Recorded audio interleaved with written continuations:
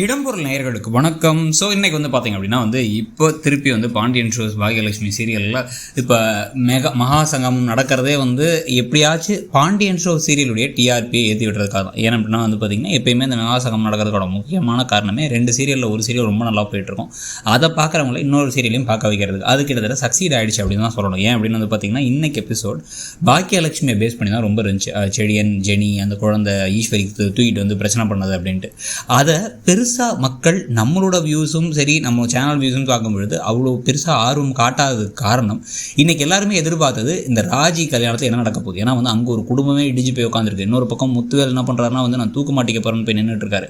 இங்கே ராஜி நான் தப்பான ஒருத்தனை கூட ஓடி வந்துட்டோமோ அப்படின்னு கொஞ்சம் கொஞ்சமாக யோசிச்சுட்டு இருக்காங்க. இதில் அவங்களுக்கு உண்மை தெரிய வேண்டியது இருக்குது. வீட்டிலேருந்து நகையை தூக்கிட்டு வந்திருக்காரு, இவர் நகையோடு தான் வந்திருக்காரு அப்படிங்கிற விஷயத்தை. ஸோ இதெல்லாம் ஒரு பக்கம் இருக்கும்பொழுது இன்னொரு பக்கம் கதிருக்கும் ராஜிக்கும் கல்யாணம் அப்படின்னா அந்த M10 மகனில் இருக்க மாதிரி சம்மந்தமே இல்லாமல் இவங்க 2 பேரும் ஒரு முட்டி மோதிட்டு இருந்த பேர். அவங்க 2 பேரையும் சேர்த்து வைக்கிறது மட்டும் இல்லாமல் இவங்களுடைய காதல் ட்ராக் ஒரு பக்கம் ஆரம்பிக்க போகுது.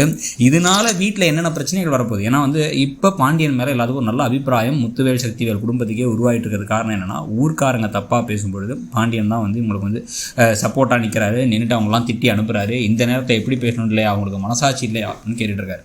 இப்போ முத்துவேல் இப்போ தூக்கு மாட்டிக்க போகும்பொழுதும் அந்த இடத்துல ஹெல்ப் பண்ணி கூட வரப்போகிறது யாருன்னு பார்த்தா பாண்டியனாக தான் இருக்கும்னு தோணுது. அவர் கதவை இடிச்சு எல்லாத்தையும் சரி பண்ணி எல்லாம் பண்ணதுக்கு பிறகு கண்ணன் ஒரு கேரக்டர் இருக்குது, கண்ணன் கூட தான் அவங்க சுற்றிட்டு இருந்தாங்கிற விஷயத்தையே யாருமே வெளில சொல்லலை. முக்கியமாக இந்த விஷயம் தெரிஞ்சது 2 பேர் தான். ஒன்று கதிர், இன்னொன்று இவர் பழனிவேல். 2 பேருமே வீட்டில் சொல்ல போகிறதில்ல. பழனிவேல் பார்த்திங்க அப்படின்னா இதை நம்ம சொன்னால் என்னை திட்டுவாங்க அப்படின்னு ஒரு காரணம் சொல்கிறார். ஏன்னா திட்டுறதெல்லாம் ஒரு காரணமாக இந்த பையன் தான் அப்படிங்கிறது தெரிஞ்சால் வீட்டில் இருக்கவங்களாம் முட்டி மோதி அவன் எங்கே போயிருக்கான் என்ன எதுங்க அதை தெரிஞ்சிருக்கலாம். ஆனால் இப்போ கடைசியில் என்ன ஆக போகுது, ராஜியை காப்பாற்றுறதுக்கு வேறு வழி இல்லாமல் கோமதி சொல்லி தாலியை கட்டுவார்னு நினைக்கிறேன். கோமதி சொல்லி கட்ட போகிறாரா இல்லை அவரே முடிவெடுத்து கட்ட போகிறாராங்கிறது தெரியல. ஆனால் அந்த சம்பவம் நடந்ததுக்கு பிறகு அப்போ இது எல்லாமே பாண்டியனோட பிளான், சொத்தை அபகரிக்கிறதுக்கான போட்ட பிளான். ஒன்றுமே இல்லாமல் வந்தால் நம்ம கடையில் வேலை பார்த்தோம், நம்ம தங்கச்சியை கரெக்ட் பண்ணால் கல்யாணம் பண்ணதுக்கப்புறமா நம்ம வீட்டை விட்டு துரத்தி விட்டுட்டோம். இப்போ என்ன பண்ணுறான்னா நம்ம அவனை அவமானப்படுத்திட்டோங்கிறதுனால வேணும்னே பிளான் பண்ணி அவன் பையனை வச்சு நம்ம பொண்ணை காதலிக்க வச்சு நம்ம பொண்ணை கல்யாணம் பண்ணிட்டாங்க.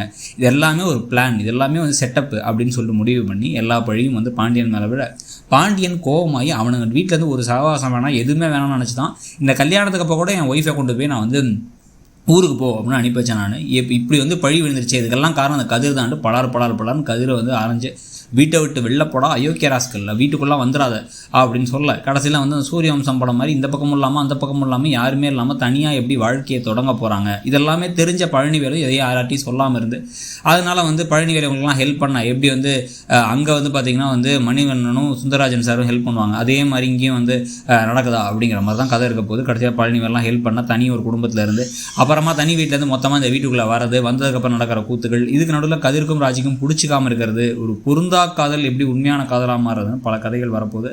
இதில் இந்த கல்யாணம் பண்ணுறதுக்கான காரணம் என்ன அப்படிங்கிறது மட்டும்தான் இப்போதைக்கு நம்ம புலப்படாமல் இருக்க ஒரே ஒரு விஷயம். அது எப்படிங்க, எதனால கதிர் ராஜி கழுத தாலியை கட்ட போகிறார், காப்பாற்றுறதுக்காகவா, அம்மா சொன்னாங்கிற வார்த்தைக்காகவா, இது என்ன நடக்க போகுதுங்கிறதான் பார்க்க ஆர்வமாக இருக்குது. ஸோ நீங்கள் இது என்ன நினைக்கிறீங்க, எப்படி அவர் தாலியை கட்டுவார், எதனால அந்த கல்யாணம் நடக்கும்னு நினைக்கிறீங்க, இந்த கல்யாணத்துக்கு பிறகு உங்களுடைய எதிர்பார்ப்பு என்ன, பாண்டியன் ஷோ சீரியலை நீங்கள் புதுசாக அந்த மகாசங்கமத்துக்கு அப்போ தான் பார்க்க ஆரம்பிச்சிங்க அப்படின்னா இனிமேல் பார்ப்பேன்னு நினைக்கிறீங்களாங்கிறதையும் சொல்லுங்கள். தேங்க்யூ. இடம்பொருள் நேயர்களுக்கு வணக்கம். ஸோ இன்றைக்கி பார்த்தீங்க அப்படின்னா இப்போ திருப்பி பாண்டியன் ஷோஸ் பாகியலட்சுமி சீரியலில் இப்போ